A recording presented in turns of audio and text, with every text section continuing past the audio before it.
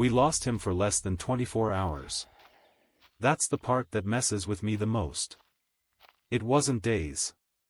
It wasn't weeks. It was just one night. We were deep in the Pisgah woods, early May, full spring. Warm enough during the day, cold enough at night to see your breath. 4 of us, me, Carson, Eli, and Jonah. We'd done a bunch of hikes together before. This was our first full weekend loop. The kind where you park, lock your phone, and don't see pavement again till Sunday. It was Friday afternoon when we hit the trailhead. Everything felt good. Pack straps creaked, boots hit wet dirt, birds were out, sun kept low behind the tree line. Jonah brought trail mix. Carson cracked jokes about bears. It felt like we were kids again. We made camp by a creek. Tents went up, fire was steady, and nobody was drinking, just tired and laughing. Sometime around 2 a.m., Carson got up to piss. Jonah said he heard him unzip the tent and step out. Said he waited to hear him come back in. But he never did. We didn't realize until morning. Carson's sleeping bag was cold. His boots were gone. So was his pack. No note. No phone. No food. Just, gone. We spent the whole day searching. 2 of us followed the stream. 1 of us hiked back to the last fork. We called. We yelled. We looped and looped. Nothing. We even found his footprints, or we think we did, leading north, then just, stopping. No drag marks. No animal signs. Just soft forest floor and then nothing. By dusk, we gave up and hit the emergency beacon. He came back the next morning. Not with the rangers. Not with help. He just walked back into camp. No warning. No sound. Just stepped out from between 2 trees with a flat look on his face and said, "Sorry." Got turned around. That's all. His shirt was ripped at the hem. His right hand was scraped up, but not bleeding. He didn't seem scared. Or relieved. Just, tired. We bombarded him with questions. He barely answered. Said he got lost. Slept against a rock. Didn't know which way to go. Didn't hear us calling. But the weird thing was, he didn't ask about us. Didn't ask what we'd done. Or how long he was gone. Didn't even seem curious. He just sat by the fire. Didn't eat. Didn't talk.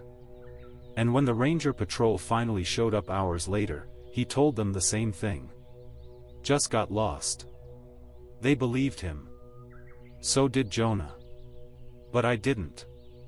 Not really. Because Carson's boots? They were clean. Too clean.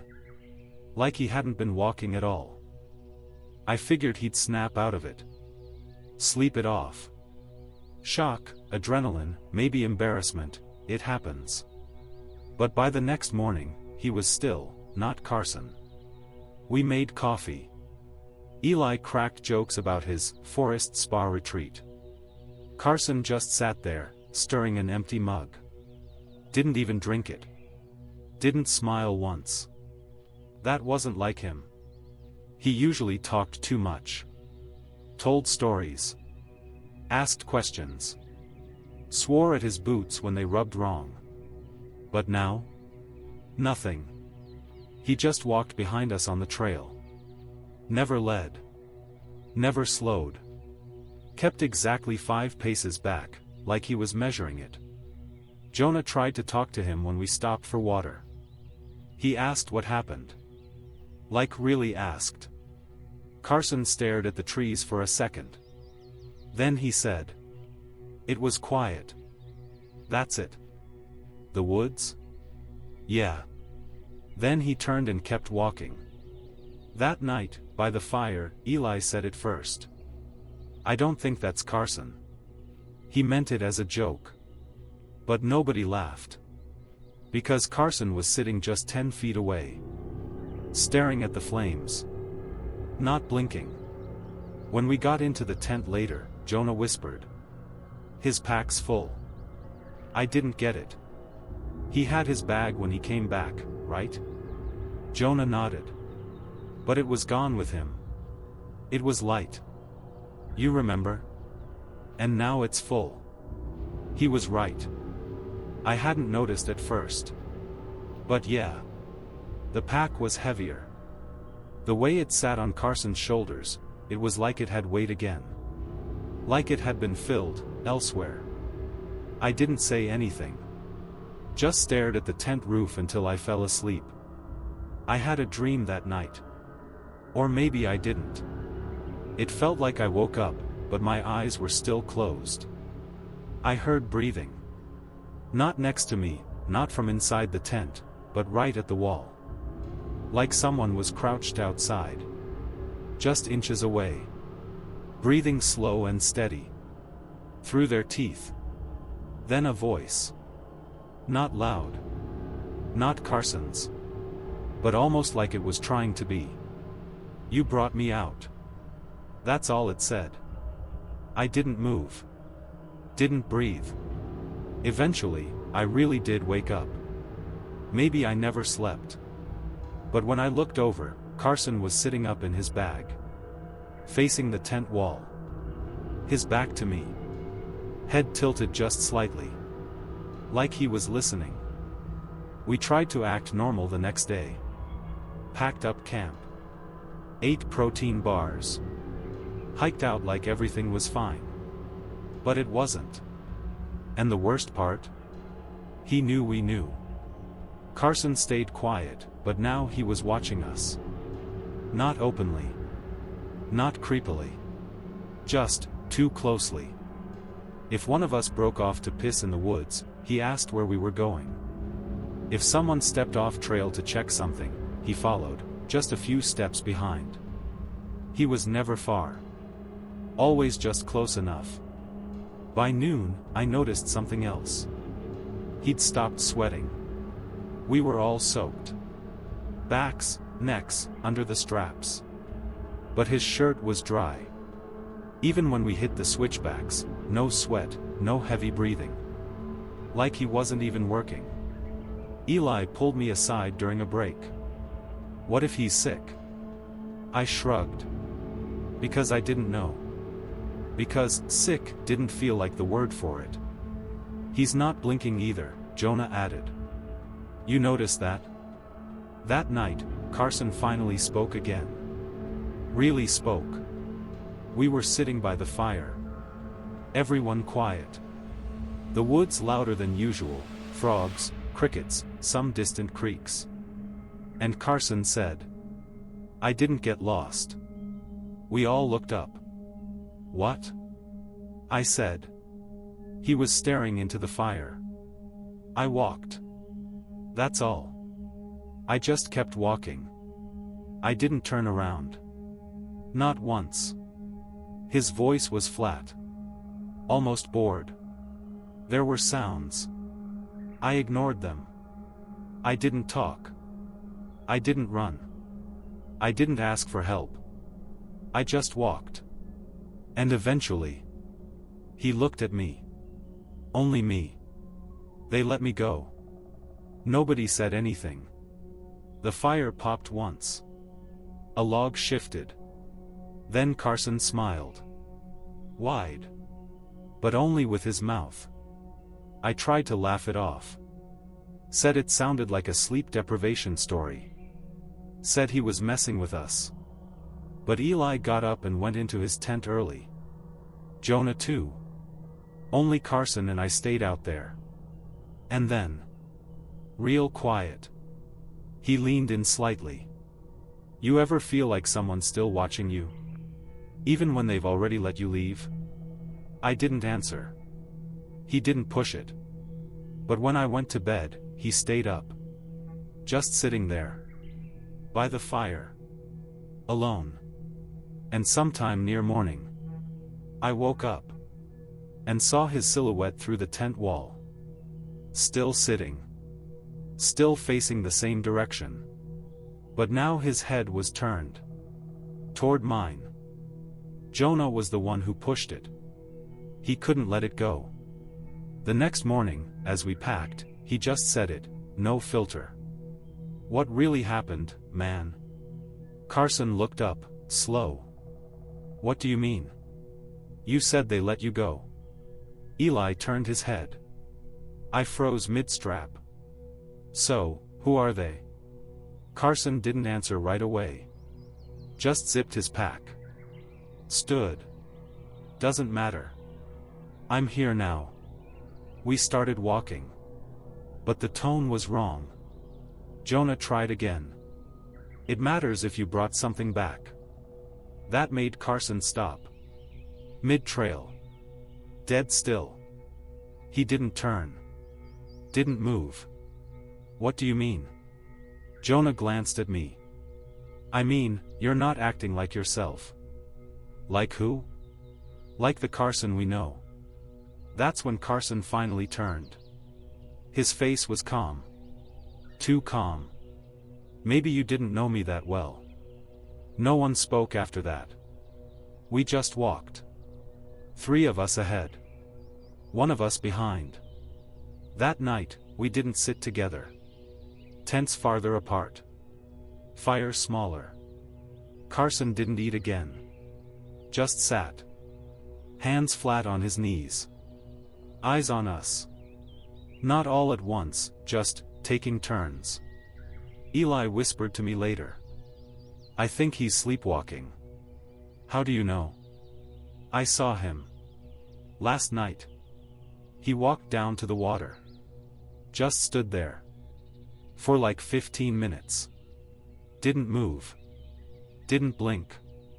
I asked why he didn't say anything. He just said, "Because I think he knew I was watching." That night. I didn't sleep either. I stayed up. Waited for it. And around 3 a.m. I saw Carson stand. No noise. No shuffle. Just up. He walked to the trees. Not deep. Just to the edge. And stood facing the woods. Not moving. Not once. I waited 10 minutes. Then 15. Then I quietly stepped out of my tent. Walked closer.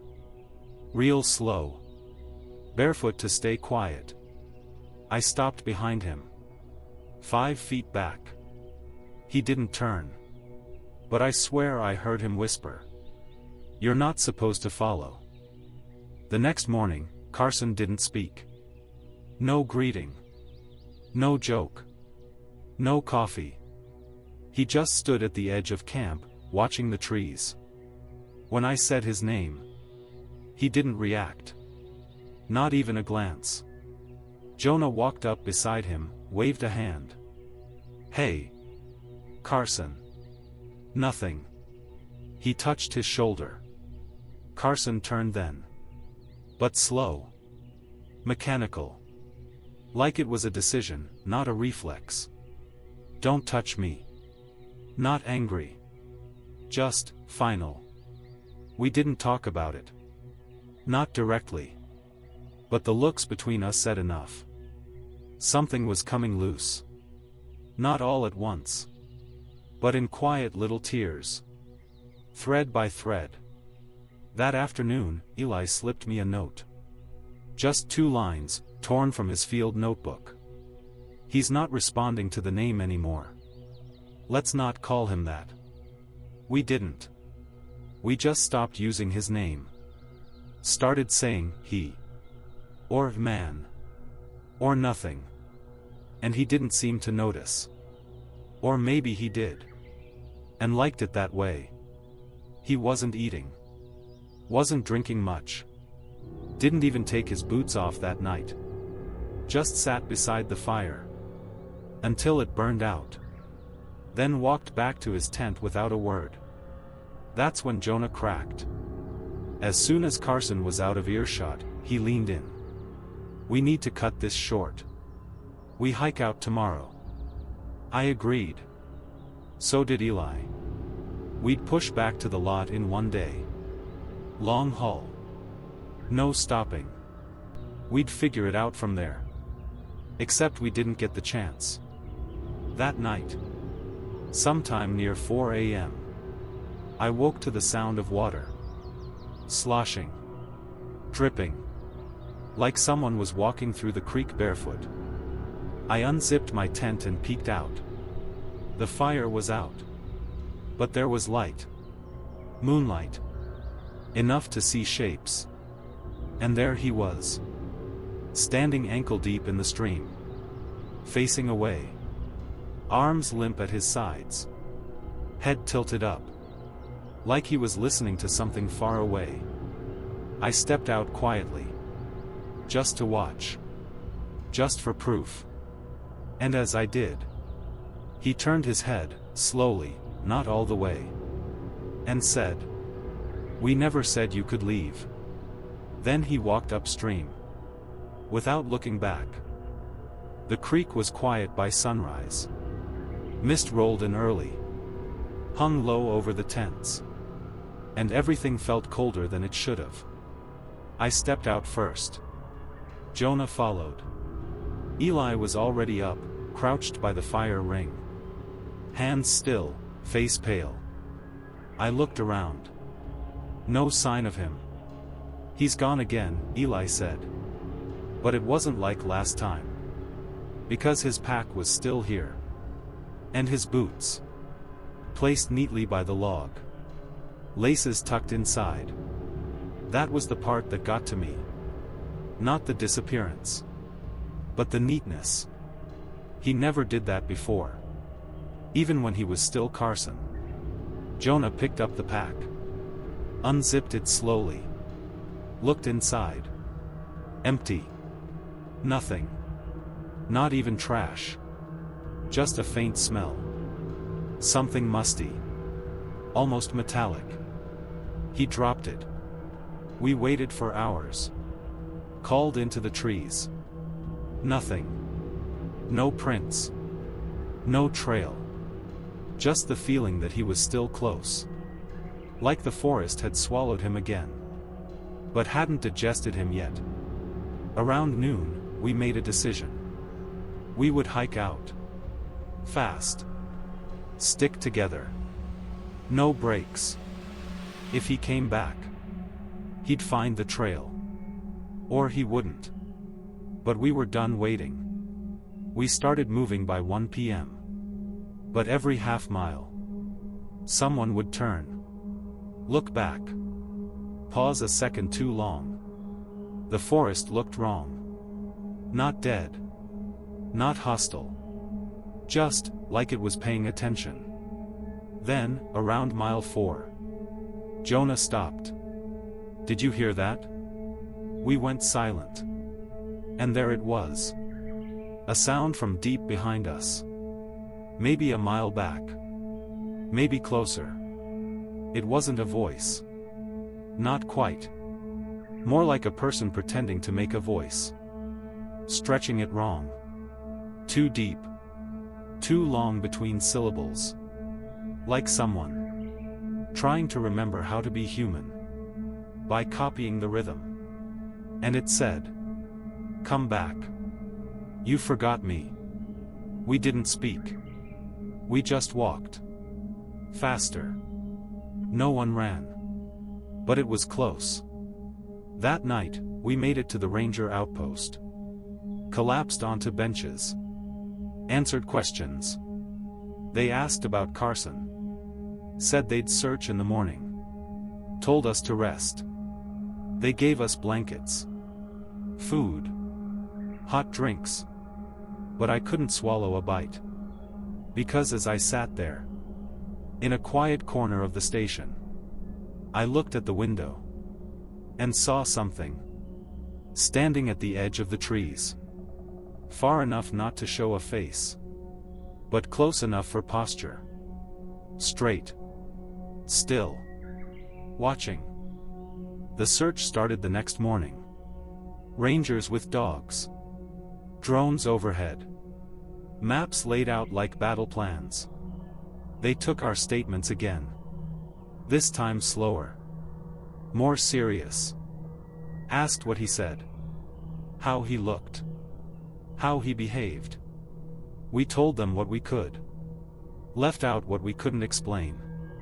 They wrote it all down anyway. They asked for a photo. We gave them one from Eli's phone. A group shot from day one. They stared at Carson's face. Zoomed in. Zoomed again. Then looked at us. This was taken before he disappeared. We nodded. He looks different. That's all they said. They searched for 5 days. Found nothing. No gear. No clothing. No footprints. Just one thing. Half a mile off the trail. They found a set of boot prints. Deep in the soft earth. They walked 10 paces forward. Then stopped. Dead stop. No turn. No retreat. No drag. Just ended. Like he stepped out of his body. And left his shadow behind. After that, they told us to go home. There'd be an official report. Next of kin would be contacted. Case would be open. But not active. Sometimes people don't want to be found. One ranger said. We left. Packed bags. Signed papers. Drove home in silence. No one said a word until we hit cell service. Then the ping started. Texts. Notifications. Life flooding back in. I turned off my phone. 3 weeks later, Jonah moved away. Eli stopped hiking. I still go out sometimes. Short trails. Safe ones. But every time I step off pavement, I feel like something's watching. One night, about a month after we got back, I got an envelope in the mail. No return address. No stamp. Just taped shut. Inside, a photo. Grainy. Out of focus. Taken from far away. It showed a man standing at the edge of the woods. Same posture. Same tilt of the head. Hands at his sides. Face too dark to see. But I knew. I knew it was him. And on the back of the photo, 2 words. Written in thin, black ink. Not done. I never told anyone about the photo. Not Jonah. Not Eli. Not the Rangers when they followed up months later. I kept it. In a drawer. Face down. Under an old trail map. I don't know why. Sometimes I take it out. Look at it again. Just to see if I imagine the whole thing. But it's always the same. That figure at the tree lean. Hands loose. Head tilted. Just waiting. It's been almost a year. Sometimes I dream about the hike. But never the good parts. Never the fire or the jokes or the food. Just fog. And silence. And Carson standing in the trees. Except. In the dreams. He's always closer. A few months ago, I hiked that same trail again. Alone. I told myself it was for closure. For answers. For proof. But I think I just wanted to see. The forest felt the same. But older. Like it remembered me. No one else was out there. No other hikers. No distant voices. Just wind. And bark. And breath. When I got to the clearing where we camped, I stopped. Just stood there. Nothing had changed. But something felt wrong. Like the trees were one step closer together. Like the air was holding its breath. I walked down to the stream. Where I'd last seen him. The rocks were damp. But untouched. No footprints. Then I turned around. And saw it. A rope. Tied tight around the base of a tree. Frayed at the end. Blackened. Like it had been burned through. From the inside. I didn't take it. Didn't touch it. I just left. Now. Sometimes. When I sit alone at night. And the street outside is quiet. I feel it again. That attention. That presence. Not watching. Just waiting. Sometimes. I hear his voice.